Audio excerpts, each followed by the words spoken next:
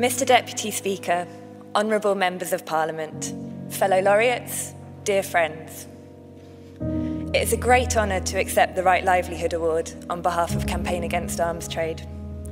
The award is a valued tribute to the work of thousands of people in the UK, whose collective action has managed to expose, challenge and impede the arms trade since we began our work nearly 40 years ago.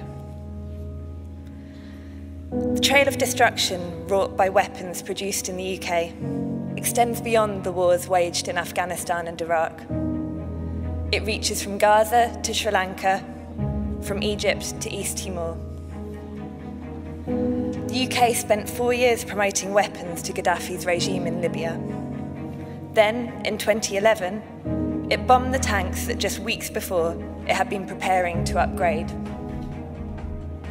In the same year, it continued to promote and sell weapons to Egypt, even though 846 people were killed in the brutal suppression of protests. In Bahrain, the government's crackdown on activists continues to this day, but the UK still bolsters the regime with weapons sales and the message of support that such sales send. British weapons were used to kill civilians when Israel attacked Gaza in 2008. Yet the UK government has continued to arm the country ever since. In recent weeks, we have yet again counted the cost of those sales in human lives. Then we look to the UK's biggest weapons customer, Saudi Arabia. One of the most repressive regimes in the world, in 2011, Saudi Arabia deployed armoured vehicles made in the UK to help suppress the democratic uprising in Bahrain. Yet just last month, Prime Minister David Cameron visited the regime in person to try to secure still more weapons sales. That visit shows us that our governments are not just allowing the sales, but actively promoting them. In 1999, massive bribes were paid to ensure that South Africa bought Swedish and British planes at more than twice the price of their competitors. Campaign Against Arms Trade worked with South African campaigners and Svenska Freds to expose what was going on and highlight the devastating impact this deal had on public spending and democracy in South Africa. With others in the European Network Against the Arms Trade, we make sure that the annual general meetings of key arms companies are dominated by questions of corruption and ethics. We gain inspiration from each other's stories of action, from the Swedish campaigners who shut down an arms factory for a day, and from the German campaign to stop the secretive deal of 200 tanks to Saudi Arabia. How do they justify pouring public resources into promoting arms sales to repressive regimes? We're told that our arms controls are the strictest in the world, that all we need is an international treaty to bring everyone else up to our standard. But our standard is nothing to aspire to.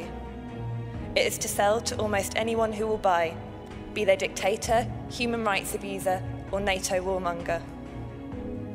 On paper, EU arms controls aren't that bad. They say that we won't sell weapons if there's a clear risk they'll be used for internal repression or external aggression. If these rules were actually followed, we probably wouldn't have much of an arms trade. But the rules aren't followed. The fact is that no arms controls or treaty will work while our governments are actively promoting weapons sales around the world. The UK government has an office of 150 people dedicated to selling arms, far more than the staff they employ for any other industry. We're told that the arms industry is essential for jobs in the economy. In the UK, the government uses grossly inflated and out-of-date jobs figures. It knows this is the only way it could rally public support. Yet how many other export sectors receive a £700 million subsidy from the taxpayer, worth over £9,000 per job? We're told that we need to export arms for our national security. Yet the UK sold weapons to Argentina weeks before the Falklands War. It sold arms to Saddam Hussein months before the first Gulf War. It actively courted Gaddafi weeks before going to war with him last year. Ordinary people know this is wrong. Only 6% in the UK thought it was right to arm Gaddafi. You can either promote weapons or you can promote human rights. You can't do both.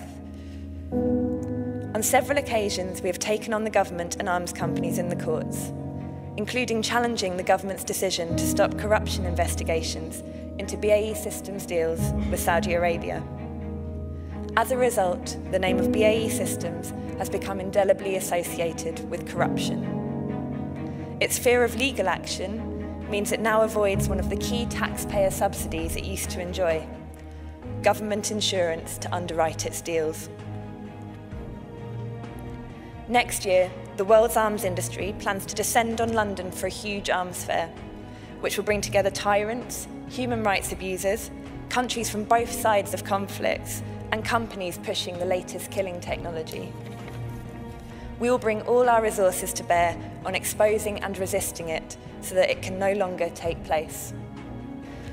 At a time of massive cuts to public services, it is vital that the huge financial support taxpayers give to the arms trade is questioned.